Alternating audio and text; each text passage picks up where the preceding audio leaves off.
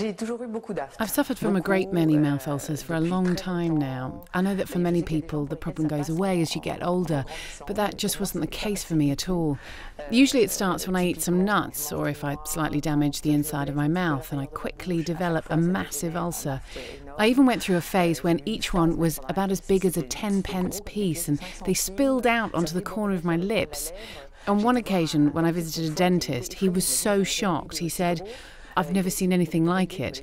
He tried to burn them off, cauterise them with a treatment that smelt terrible.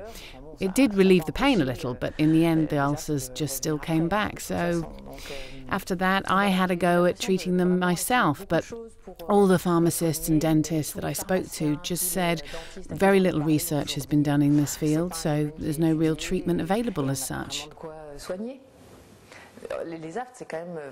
I find mouth ulcers incredibly painful, particularly when I have them on my tongue.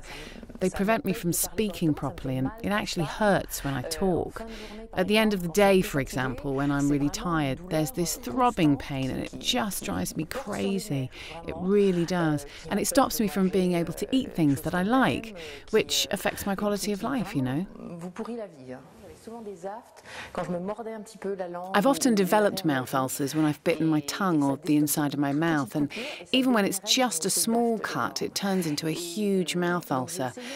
And so I was lucky enough to try out a new treatment where you take 2 capsules every evening of something called AftaZen, and it didn't immediately cure the mouth ulcers I had at the beginning of the treatment, but little by little, after 3 or 4 weeks, I realised I don't have mouth ulcers anymore.